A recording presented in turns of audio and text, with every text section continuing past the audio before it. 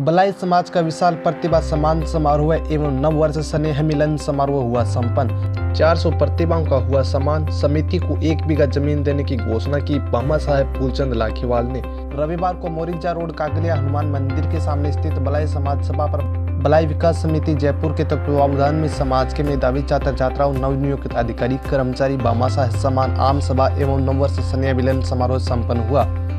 समारोह की मुख्य अतिथि पंचायत समिति जालसू पूर्व प्रधान बदाम देवी एवं अध्यक्षता जयपुर यातायात पुलिस निरीक्षक सोनचंद लाडना ने की। विशिष्ट अतिथि विधायक रामलाल शर्मा, पूर्व विधायक भगवान साय सैनी, सेवानिवृत्त एडीएम KR बुनकर, BSNL के पूर्व पर्यवेक्षक रामकिशोर राय, विद्युत चीफ इंजीनियर सुरेश चंद्र बुनकर, समिति के पूर्व अध्यक्ष भंवरलाल हरसोलिया, नेमीचंद पवार, अनिल बुगालिया, PC बलाई, बद्रीनारायण कांदिला, फूलचंद लाखीवाल, जिला पार्षद जीतू बुनकर, विकास अधिकारी सुरेश महरिया, भंवरलाल सहरावत, महेंद्र खंडेलवाल, राजू बायला, सरपंच मुनवर सहरावत आदि अतिथियों का समिति के पदाधिकारियों द्वारा माल्यार्पण एवं सम्मति चिन्ह देकर सम्मान किया गया।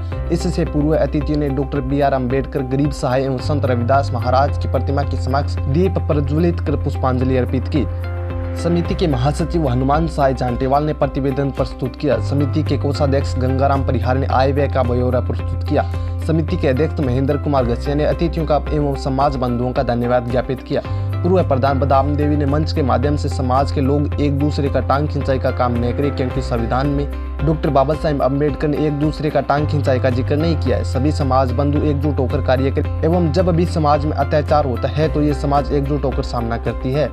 सोनचंद लाडना ने कहा कि प्रतिभा सम्मान से नवाजे गए छात्र छात्राओं, अधिकारी कर्मचारियों को धन्यवाद देते हुए बाबा साहेब डॉक्टर भीमराव अम्बेडकर के सपनों को साकार करने का आह्वान किया एवं कठोर मेहनत करने, प्रगति पथ पर आगे बढ़ने का आह्वान किया। मंच संचालन कैलाश चंद्र मौर्य ने किया। 400 प्रतिभाओं का सम्मान हुआ था इस समारोह में। इस दौरान समिति के उपाध्यक्ष शंकरलाल सरावत, गिरधारी लाल चौहान, रोशनलाल वर्मा, रामावतार बायला, उप महासचिव सुरेंद्र सिंह अरसोलिया, उप कोषाध्यक्ष गोपीचंद सोंगण, सचिव सुरेश कुमार रांगिया, रामकरण गोटवाल, संगठन सचिव कन्हैयालाल बुडगया, नानाराम लूणीवाल, सांवरमल छेड़वाल, नरेश कुमार रोजड़, फूलचंद सिंगल, गोपाल देवउठिया, गजानंद परिहार, शंकरलाल मुवाणिया, पूर्व सरपंच छिगनलाल जाटेवाल, मोहनलाल जुडोदिया, राजेश वर्मा, कैलाश चंद्र गोरा शर्म, एडवोकेट महावीर जिंदल, गोपीराम चौहान, बंशीधर रांगी राघु, गुलाबनाथ बुडगया, मूलचंद बायला, राजेंद्र काला, SM गांधी, राहुल घसिया सहित हजारों समाज बंधु मौजूद रहे। कोचिंग की स्थापना कीजिए, किसी तरह की अच्छी फैकल्टी है तो वो उपलब्ध कराइए, बच्चों को मार्गदर्शन दीजिए, तो बच्चों को इस तरह करिए। अब कई बार अपन क्या करते हैं कि बच्चा BA कर लिया जबकि बच्चा 40% नंबर लेके आ रहा है। कई बार बच्चे ने आपने देखा कि बच्चे ने MA कर ली जबकि बच्चा 45% नंबर ले रहा है। तो आप अपने उस बच्चे का समय खराब नहीं करके बच्चे की रुचि देखिए कि वो बच्चा किस सेक्टर में योग्य हो सकता है, तो बच्चे को उसी तरह की शिक्षा दीजिए। यदि बच्चा स्पोर्ट्स में जाने लायक है तो उसको स्पोर्ट्स में दीजिए। आपने देखोगे अश्विनी लेखरा जो 7 साल की उम्र के अंदर विकलांग हो गई थी, लेकिन आपके समाज का नाम उसने ऊंचा किया।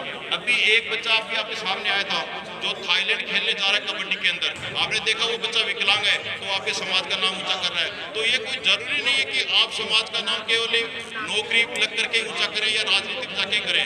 आप अपने समाज का नाम किसी भी क्षेत्र में जा करके, क्योंकि आप श्रेष्ठ है तो सर्वश्रेष्ठ बन सकते हैं।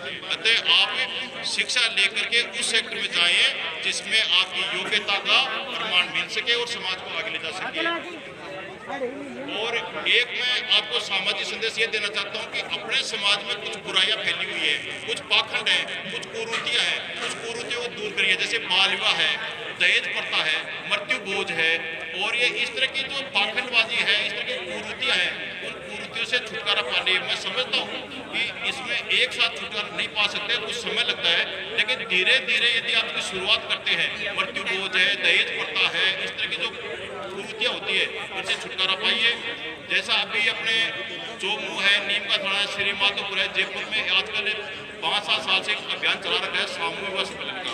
आपने देखा होगा कि आज अपन जनरली एक बच्चे की शादी करते हैं तो नॉर्मल शादी करने में 5 लाख रुपए लड़की के, 5 लाख लड़का के लगते हैं, जो वेस्टेज जाते हैं।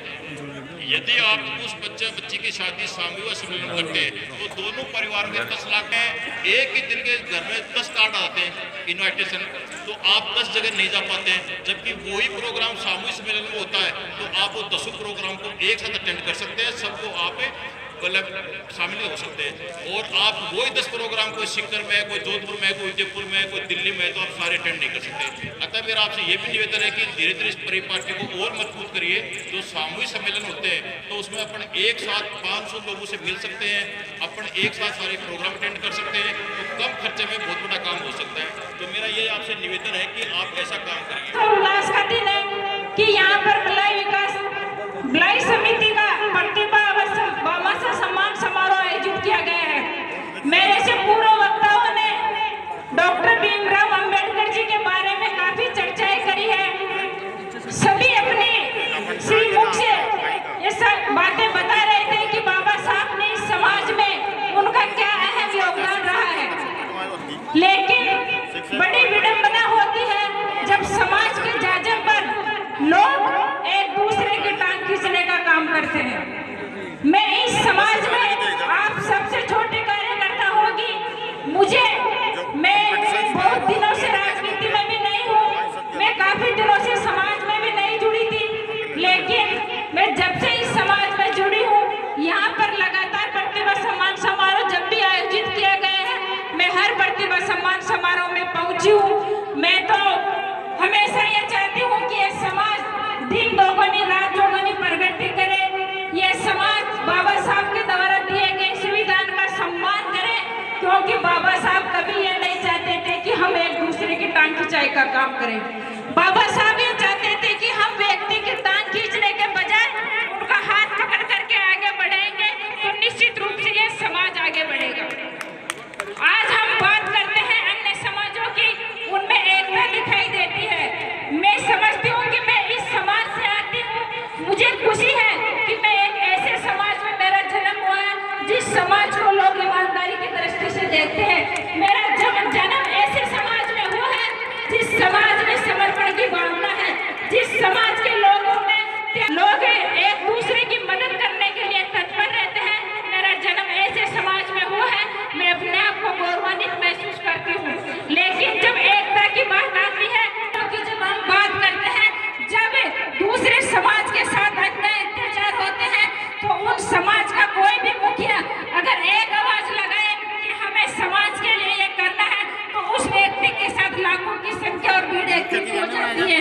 उदाहरण के लिए मुझे कहना नहीं चाहिए, लेकिन मैं कह रही हूँ, उदाहरण के लिए मैं बताना चाहूंगी कि डॉक्टर किरोड़ी बेसला जी जो थे, वो ना राजनीति गए थे, ना और किसी पद पे थे, लेकिन जब भी वो एक आवाज में ये कहते थे कि इस समाज के लिए रेल की पटरियां उखाड़ना है, तो उस समाज के लाखों कार्यकर्ता उनके साथ हो चलते थे। ये हमें उस समाज से प्रेरणा लेनी चाहिए।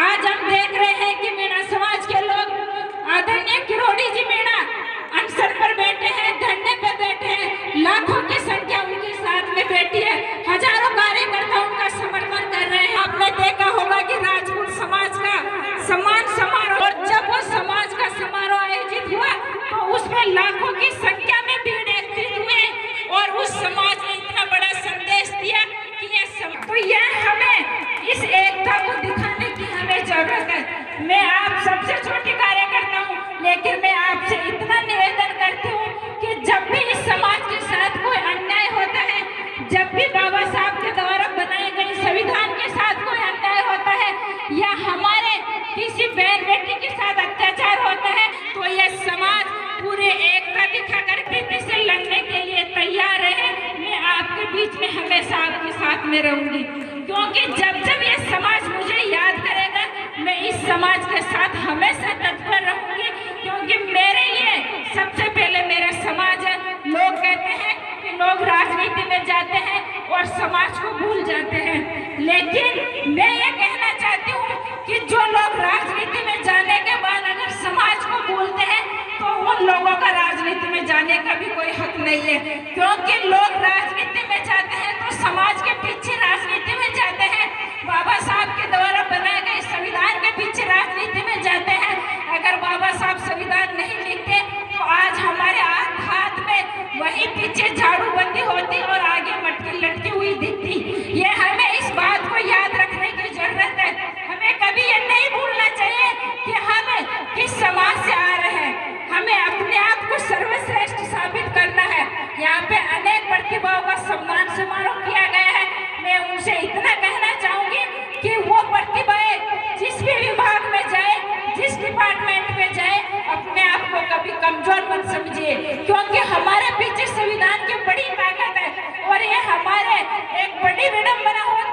लोग बन जाते हैं, लेकिन दूसरों से के इशारे से चलने का काम करते हैं। जब यह दुख होता है, ऐसी बात हम किसी के बारे में सुनते हैं, क्या हमारे में इतनी काबिलियत नहीं है?